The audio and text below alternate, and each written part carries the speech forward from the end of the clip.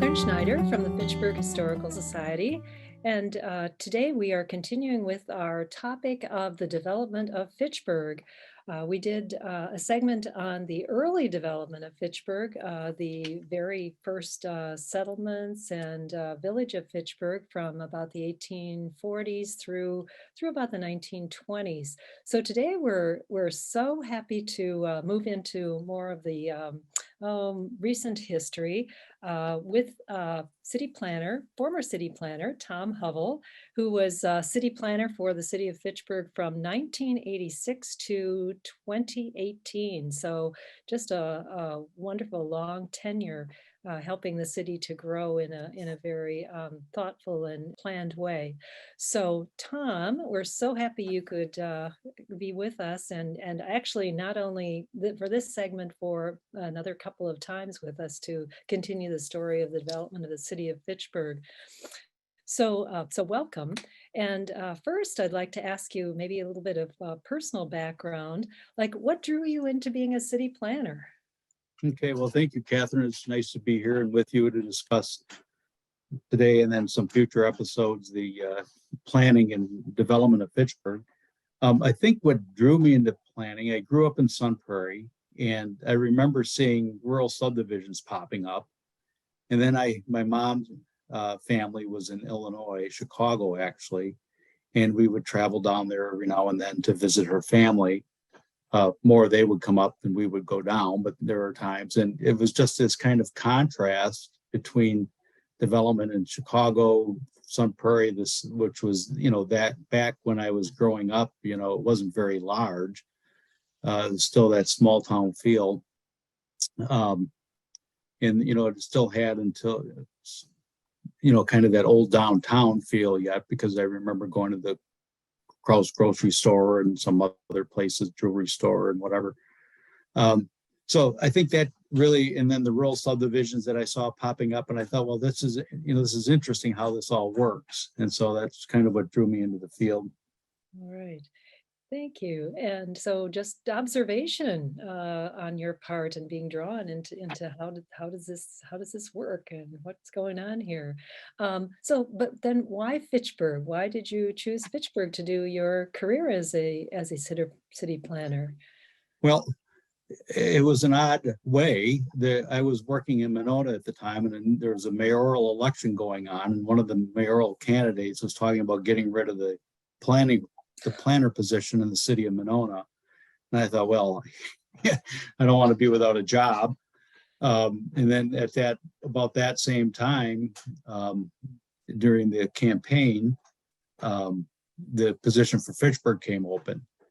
And so I interviewed and was successful in getting the job and stayed there for 32 years. Well, it was obviously the right match for you and the city of Fitchburg.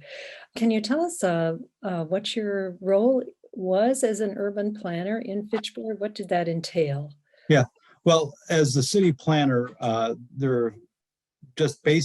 we oversaw the development of land use and other types of plans and transportation planning. We would work with public works, parks planning, things like that, the comprehensive plan, neighborhood plans, and all the various plans that many of them are through the planning department. And then we also are in charge of the ordinances, the zoning code, the land division code, and other land use regulatory code, sign code, things like that. And so that those codes basically implement the plan. So there's that kind of connection between the plans and the ordinances. And we'll talk a little bit about that in some of the later episodes. Mm-hmm. Thank you, Tom, for giving us that background. Well, let's move into Fitchburg then Okay. in more detail.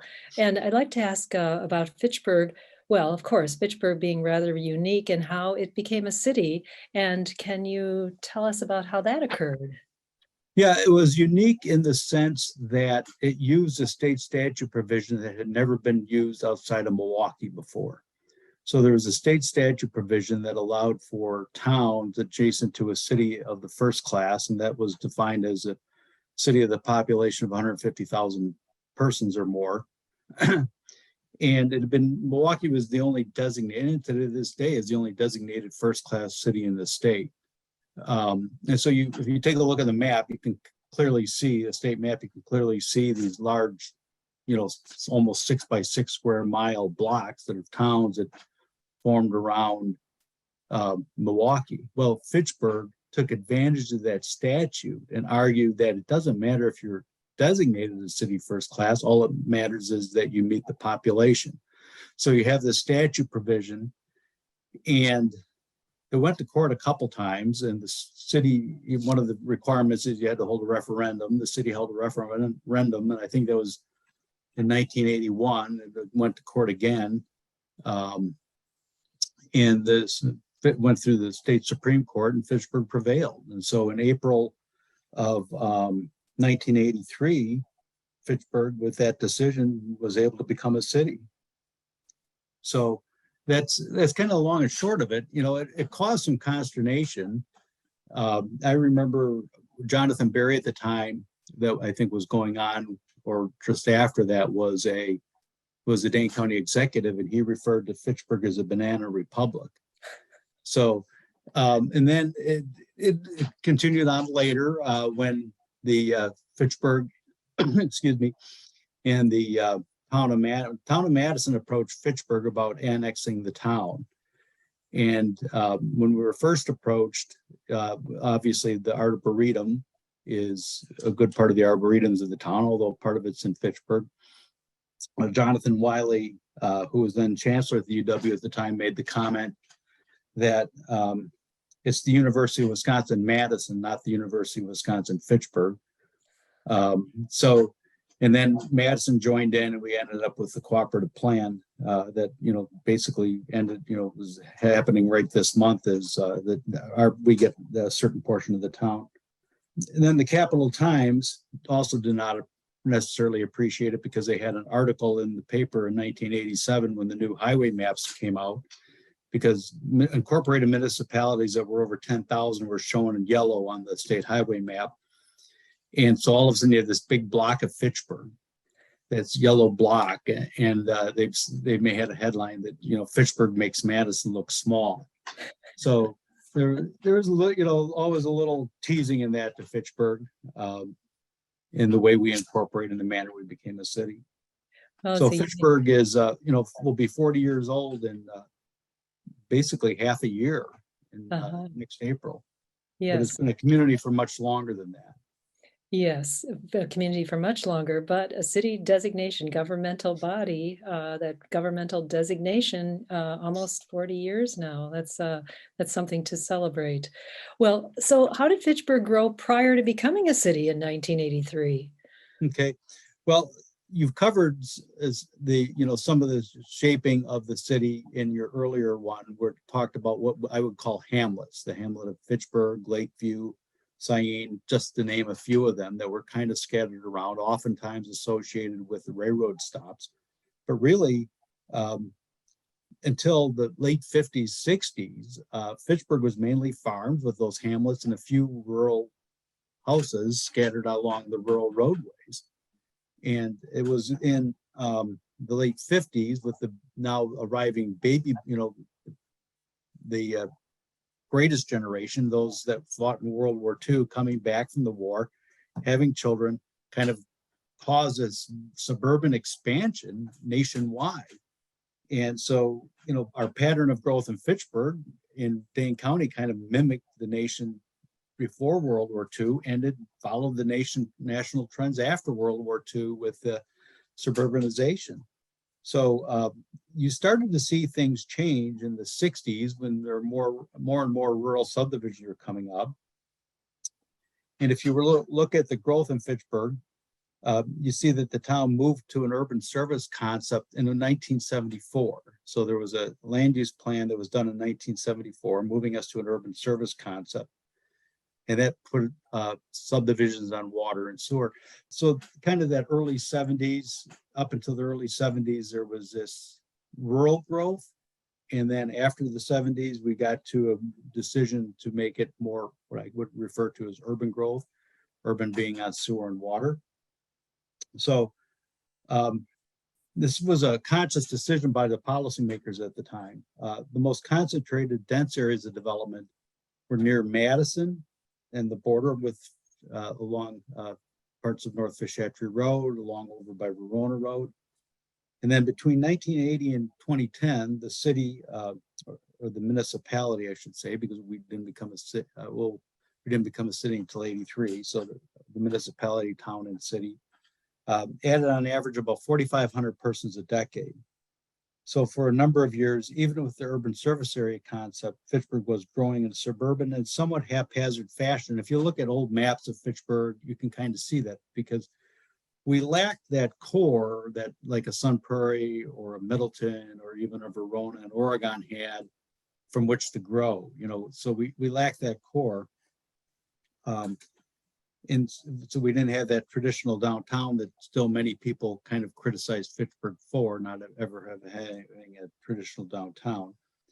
But it may have lacked a physical downtown, but there was that sense of place as the residents would move in the 80s to control their destiny and to avoid annexations by Madison by incorporating and becoming that city that we talked about earlier through that referendum and then the state Supreme Court decision as it was challenged in court. And interestingly, the town board used high density development at the northern edge to calm Madison expansion to the south because they kind of put this barrier up to Madison. So that's kind of how some people viewed the large apartment projects and what their intent was back at the time. Fitchburg was forming a different type of community than what they and many at the time had thought.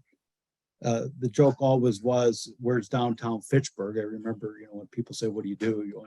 Well, where's downtown Fitchburg? It had a different manner of growth than those suburbs or other suburbs that I mentioned. But Fitchburg was predominantly rural, meaning that in the early years it was horse and car dependent, as you probably covered, and rail dependent to a large degree too. But when you look at a 1957 year photo, you can see only a little part of Belmar, some scattered rural subdivisions, and then Greenfield probably being the major one. And then the housing construction along rural roadways. And then urban growth is starting to come more and more expansive in the 60s, but there was still that rural subdivision growth. And then, like I said, in 1974, things started to change, and that's where you see more and more urban development, but it was still kind of scattered because that urban development was down mainly toward Lacey Road. So you had this large gap, 2-mile gap between the development on North Fish Hatchery Road and that occurring on Lacey. You had a couple-mile gap to the large area of Greenfield that's down by Irish Lane and Sain Road. So you had these large gaps. So you had this kind of an amalgam of different things that were widely disparate that was occurring. One thing that's kind of interesting of note is that I recall doing some work on planning for North Fish Hatchery Road, and as I was delving into the history, I found that that old Ridgewood apartment project was pretty much permitted all over a 3-year period. And then constructed pretty much in that same amount of time. And there were over 900 dwelling units. And it was said to have been the largest apartment project in the state at the time. So there are these conscious decisions that occurred. And, even at that time, we saw some limited commercial, but not much. So it was mainly residential, high density at the north and along far west by Verona Road, those transportation corridors, but then predominantly single family and rural subdivisions. And then some of the now starting urban subdivisions. Mm-hmm. Tom, thank you for that just very thorough description of how things looked during that time. Well, then what were some of the key decision points for land use that occurred prior to 1983? Okay, well, I would say that there were probably, in my mind, I see 4 key decision points to try to address that kind of haphazard nature of development. First of all, you had Greenfield, and when I look back, at my tenure in Fitchburg and think about the history, a lot of times people saw Greenfield for a while as kind of the core of the city. That core then kind of shifted to Lacey near Muchler in particular, with the improvement of the building of what was the public safety building, fire and police station at Muchler and Lacey, by Wildwood and Tower Hill and the emerging Wildwood South. But I'd say, first of all, the first decision was putting up that Barry to Madison annexations with large apartment projects. That's affected the city from then to this day. It may have done its job in putting up, but it's also caused some trials as, when you talk about 900 dwelling units, all built over a 3-year period, everything aged at the same time. So, it wasn't that long ago when it hit a kind of a crisis point in the, about 10, 15 years ago, when all of a sudden all those bills came due for having to refurbish it. And then it was the same time that it was kind of a double whammy or perfect storm because, you had the low interest rates at the time moving people into housing. And then, right before then you had the housing, that was all right before the housing crash of the Great Recession, in about 2008. The second decision were the rural subdivisions. They were mainly south for most of the part of Irish Lane. And one of the main reasons for that is we got control through the city of Madison's extraterritorial jurisdiction boundary. So as being a second-class city, they had a 3-mile ETJ boundary, as we refer to extraterritorial jurisdiction, ETJ for short. And so that kind of put it down toward Irish Lane for the most part. So that's why you saw these rural subdivisions, the Greenfield, Country Heights, Hillside Heights, a lot of those, Briarwood, they're all developing beyond that 3-mile Madison limit. Excuse me. So that was kind of another key sense that Fitchburg was assisted by that. But the third one was probably that 1974 land use plan. There was a kind of a new town board came in at the time, and they were looking much more forward. And they basically put an end to rural subdivisions, and they came up with the urban service area concept, the concept that we used later in planning. It was very key to everything. Also at the time, they instituted the park requirement through the land division ordinance. And interestingly, most of the land division ordinance at that time was parks. It really didn't regulate to the extent we do today, street construction and things like that, other public improvements, was mainly parks. And that's where they came up with the 2,900 square feet of land per dwelling unit. And so that's kind of the start of where Fitchburg has kind of become known for its park system. And that is a big reason why, is that requirement that for neighborhood parks, area parks. And of course, McGaw Park was purchased with LawCon money, the Land and Water Conservation Fund money from the feds, and that became our first community park. So then the fourth one, I would say, is in 1978 and 1979. There was in the 70s, there was this desire to kind of move to have more rural preservation, to try to control and manage more urban sprawl. And so you kind of see the 1974 plan in Fitchburg doing that. But the state got involved by allowing exclusive ag and farmland preservation plans. And in exchange for that type of exclusive ag zoning and farmland preservation plans by a town adopting those, farmers could receive tax credits on their income tax, or the rural landowner could receive tax credits. So that was a crucial decision in putting up kind of that. You can see for the first time in 74 through to 80, basically, when I think we adopted the exclusive ag zoning in 79, so basically 80, you see where farmland preservation has become important in Fitchburg.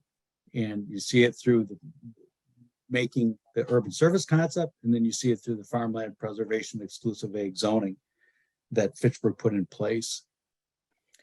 Thank you, Tom. There's so much there that happened during those years that certainly set the standard for Fitchburg into the future. To return to Fitchburg as a city, then why did Fitchburg want to incorporate as a city? Well, in real estate, there's that famous phrase, it's location, location, location. And I think that applied to Fitchburg perfectly well. I think it's geography. First, you have its physical geography. You know, it's basically, well, one of the terminal moraines is at the far southwest corner of the city from the glacier, but you have the recessional moraines, you have some drumlins and other features caused or created by the glacier. And what that then in part is, in some parts like Stoner Prairie, have some really flat land that was good for farming and, you know, good soil. And then you had areas like Seminole Forest, parts of Wildwood, which are on that recessional moraine, which were hilly, and because they weren't good for farming, were never cleared of trees. And so that kind of then led to the next concept, that cultural thing of home sites, you know, in a wooded area. And so I think people saw you had, and then the third idea is that cultural aspect of just our, well, physical and cultural, just our placement to Madison, right? It's, I mean, it is so close to downtown Madison then and today. It's close enough that it's an easy bike ride to downtown Madison, or now with the, you know, so the number of the bike trails, an easy bike ride from Fitchburg into the UW-Madison campus or Camp Randall to watch a football game. So I think those were some of the main things. In, you know, that whole transportation aspect, right up Fish Hatchery Road, straight up, you know, almost straight line to downtown Madison. But yet I think there was more. Geographer Yi-Fu Tuan once wrote, "What begins as this undifferentiated space becomes place as we get to know it better and endow it with value." When the town of Fitchburg was making that move to preserve that sense of community and that sense of place, that started with the farm community way back, you know, with some of the early settlers, you know, those early Irish settlers. And it was expanding with this rural growth and expanding as urban subdivision residents. I think the long and the short of it is that Fitchburg saw itself as a desirable location and wanted to be the main actor. They thought that they themselves should be the controlling the destiny of Fitchburg rather than Madison. So that was an important value that they place, is trying to incorporate to maintain what their desire and ability of growth was and to maintain their identity. So place forms a very basic part of our human knowledge and our belonging, and Fitchburg's acted on that. They decided they didn't want to just become another just area gobbled up by Madison and that would lose its identity. So it really began as a place where the farmers that tilled the rich soils deposited by the glacier and the outwash plains. And then the idea expanded as the town grew and formed a city. And those implementations of those values would change, but the rural land has always been an important concept or component of the Fitchburg identity. So I think there's that, just that general feeling, that that sense of place that was formed by that early rural community, and how that continued even with suburbanization is probably something that Fitchburg should have been proud of. Mm-hmm. Thank you, Tom. I can sense in what you've said that pride that you also caught as a city planner, the pride that Fitchburg has in its own unique identity. One final question. What was the importance of the exclusive agricultural zoning and then the farmland preservation program? Can you explain these a little bit? Yeah, the two kind of went together. So the farmland preservation program, you know, a farmer could get a certain amount of tax credit up to a certain percent, but if you had exclusive ag zoning, you could get even more tax credits up to that 100% based on your income. That was beyond my level. That was at their own personal level. I just remember having to fill out forms every tax season. Are you exclusive ag? Do you have a farmland preservation plan? Do you have a conservation plan? All that type of stuff. So that was really crucial because a couple things. First of all, it set forth kind of this, with the exclusive ag zoning, it set forth outside of our urban boundary, kind of this rural area of farms that was kind of set up for preservation. And then you can grow into it, but you have to go through a number of steps. You have to change your farmland preservation plan. You have to change your comprehensive plan. Probably have to do a neighborhood plan, a whole bunch of other things that are all involved. So it's not that easy. It can be done, but it's meant not to be just, oh, we're just going to grow into the rural area. And you have to go through steps to do it. And so that was crucial to the Fitchburg, to help form that urban service area concept that we had. And then the second thing was when they set up the farmland preservation exclusive ag zoning, they were kind of using 40 acres as the minimum, what they saw as the minimum size for a farm. So that 40 acres would become crucial to the city later on when controlling rural house sites and saying to a farmer, okay, you might be able to get one house for every 40 acres you have, but because we realize that 40 acres fragments farms takes up too much land, we want to have that contiguous farmland. We don't want it broken up. We'll maybe allow you to build a certain size house within certain guidelines that follow in terms of relationship to other houses, where it is on the street, how the septic suitability, things like that. There's always been, through the years from when I started in Fitchburg up through when I left, there were always various criteria. So they changed over time, but there were always various criteria and as to a rural house sites. But the one key component of it all was that it was tied to that possibly allowing one house for every 40 acres that a farmer had. So if a farmer had 160 acres, they might be able to develop 4 house sites. And so that was kind of crucial to that. Fitchburg was the only the only city at the time. I don't know if there's any more now, like Windsor, so that's now an incorporated municipality, but at the time to have exclusive ag zoning. And so we were rather unique in that sense. That other aspect that sets forth this difference between Fitchburg and other communities, because Fitchburg, when you look at it, is really a microcosm of Dane County. We've got higher density development with the apartments. We've got lower density suburban, urban development on water and sewer. Then we've got really low density of rural subdivisions, rural house sites. But we have our rural area too, our farms and our conservation areas, woodlands and wetlands. So that's essentially, we're just a microcosm of Dane County. And I think that's important to know. And that's kind of one of the really interesting challenges in Fitchburg. That whole idea of rural space in Fitchburg presents an interesting dynamic. There was, in the present as well as in the past, a constant interplay between agricultural land and development, which evokes a series of emotions in the populace. And Fitchburg, by its very geography, continues to be in the midst of that ongoing tension. UW historian William Cronin made the comment that this tension occurs at the boundaries of different landscape types, and he had named several landscape types, and all those landscape types are present right here right there in Fitchburg. Fitchburg was the first incorporated municipality in the state to have a farmland preservation plan. It's the only incorporated municipality in the state to have a smart code zoning district. And so right there, it shows unique. We have these common boundaries, or Cronin's boundaries of different landscape types. And we always have this dynamic tension that's consistent and ongoing between urban or suburban and the rural and the development of the rural.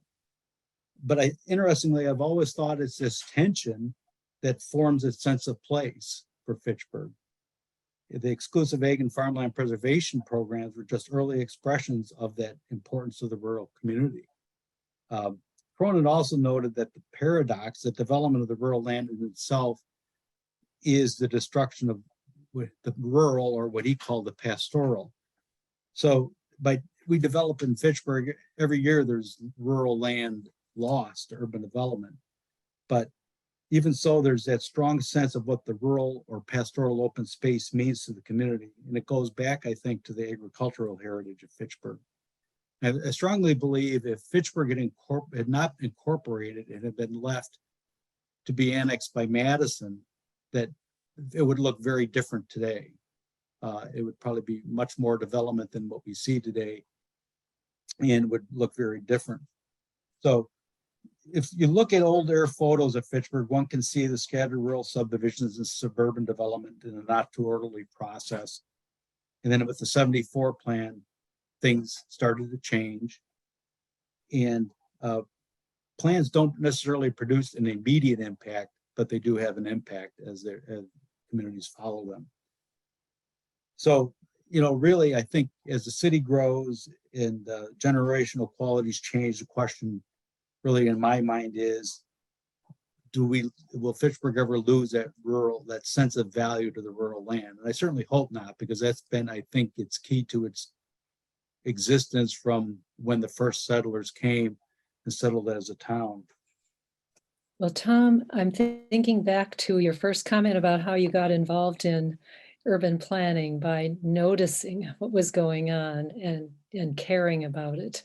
And certainly your tenure as an urban planner and your knowledge, your passion for urban planning has been such a benefit to Fitchburg, and then the decisions made by government and policies have been put into place have determined what Fitchburg looks like today.